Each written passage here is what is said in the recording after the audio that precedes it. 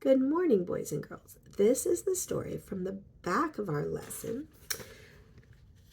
called Two Little Girls and the Golden Rule. Mother had tears in her eyes as she laid down the letter she was reading. She looked at her two little girls who were impatiently waiting for the news they were sure that the letter had brought. It just had to be good news. "What did Kathy's mother say?" Dina asked. "Is Kathy all better?" "Why are you crying, Mother?" Mother hesitated.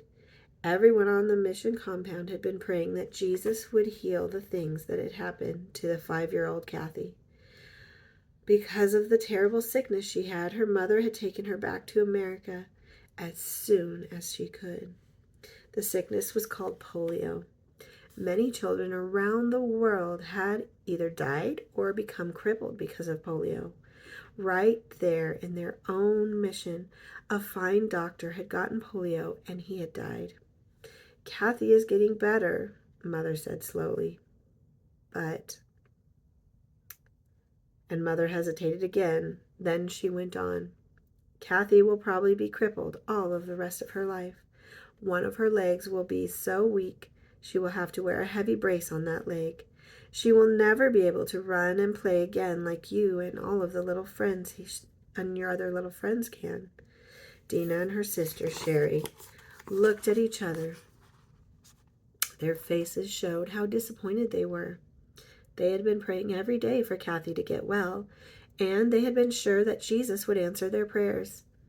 "Mother, we have been praying so much for Kathy. Why isn't Jesus making her well?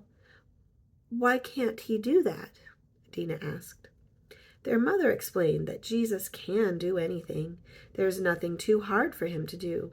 But because he always knows just what is best, we can trust him, no matter what happens to us in the world. She reminded them that someday everyone who has loved him and trusted him to help obey them will have new bodies and they will live forever. Then Mother spoke thoughtfully.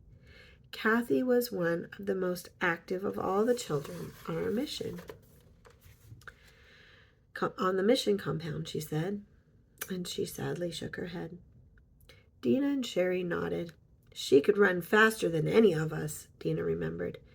"And she could climb trees like a monkey," Sherry added.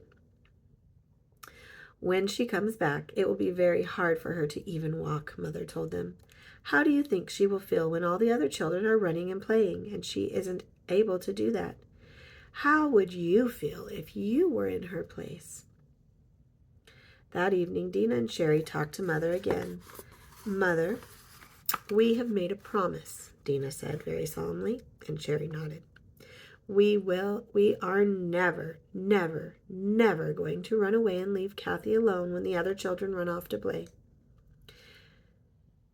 They won't mean to forget her, but we know that lots of times they will. But we won't." As she hugged her two little girls, Mother's eyes filled with tears again. But this time they were tears of happiness. She knew that Dina and Sherry truly loved Kathy, and they would remember to keep their promise. And they did.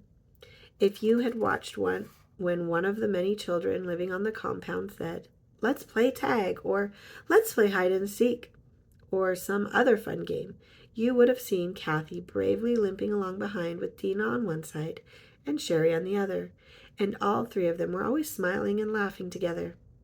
Do you think the angels were smiling too?